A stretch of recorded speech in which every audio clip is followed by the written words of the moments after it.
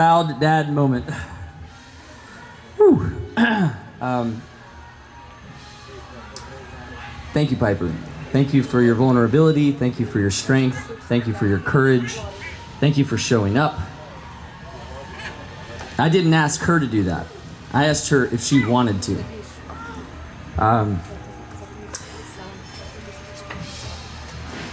Jeremy Howard, you're an amazing man. Your compassion, your love, your vision. 10 years ago when we were drunk down the street and you walked me down here and showed me this dingy, dirty place and you said, this is gonna be something special. I thought, this guy's got a vision. There's a lot of people who have dreams, but most of them are fantasies because there are very few people who know how to hold a vision and get it across the finish line and make a dream a reality. And when you meet them, you know them, you feel them, and you know it to your deepest, deepest part of your soul. And Jeremy is one of those guys. So thank you, Jeremy, for putting this together, for rallying so many people to make this happen. I love you. Thank you for allowing me to have this time and space right now with you. These opportunities are rare to share in this type of presence. And this presence is, as you know it is, it's an energy. It's a frequency. It's what all of you bring together, what we bring in coherence tonight that builds community. And that's what's built the Piper's Angels Foundation. It's not me. It's not Piper. It's you. It's all of us coming together. That's grassroots advocacy. I want to take a moment to invite our Piper's Angels staff, if you're here, our Piper's Angels lead mentors, directors, if you are on a committee, if you lead in any way with Piper's Angels, I want to invite you up to stand here so we can stand shoulder to shoulder because I want you to be honored. Jennifer, Ayana, please come up. Please come up. Ryan Burgess, multiple-time Crossing Crusader Director of Mentorship. Ayana Sugarman, my right-hand girl, my first hire ever. She took on a job that nobody in the world would have taken on.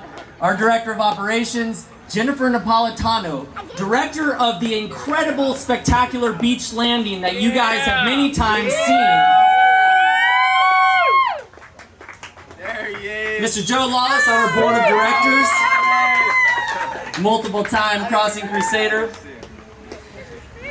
So I wanted to invite them up to be here, to be a part of this because, it's the greatest honor to serve in the way we do.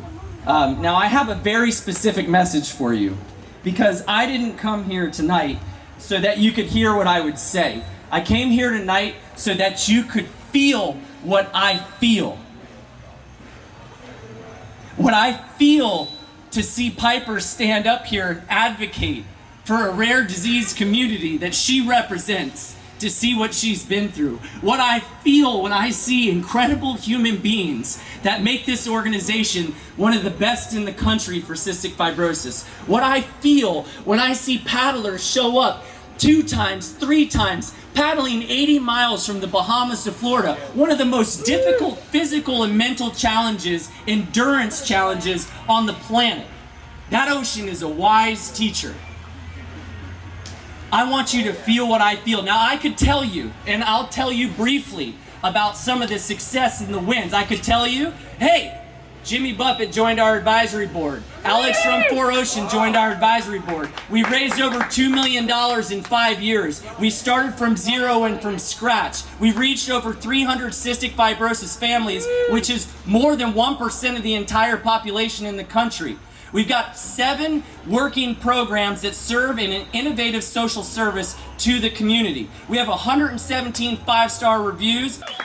Now I could tell you about all those positive things, but that's not what I came here to talk about. What I came here to talk about is what the story of CF is about, and this is what I want you to remember. This is the legacy of Piper's life, of this organization.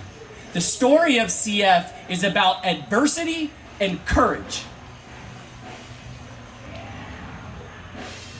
Piper was diagnosed at 4 years old. The most heartbreaking situation I've ever been through, the most heartbreaking situation our family had ever been through. And we grew and we became stronger. 8 years old, in the hospital for months, gets a feeding tube she had for 2 years, gets a long-term IV port she's had for years. Battled. We grew and we became stronger. After that experience, we created Piper's Angels Foundation from scratch. 0 donors, 0 paddlers, 0 boats, from scratch. Any entrepreneurs in here who have built a business from the ground up, you know how difficult it is, especially in the nonprofit world. We grew and we became stronger. 2019, after tremendous success, one of our closest board members, you could consider family, misappropriated funds from our foundation, had an investigation. We recovered 100% of the funds. One of the hardest personal betrayals I've ever been through. We grew and we became stronger. 2020, global pandemic hits in a respiratory disease community of people at high risk. We grew and we became stronger. Here we stand today. Every single one of you has adversity in your life. You know it. Whether it's your family battling addiction, whether it's your family or friends battling cancer, whether it's you and your mental health or your physical health, we all face adversity. But adversity is the starting line for courage.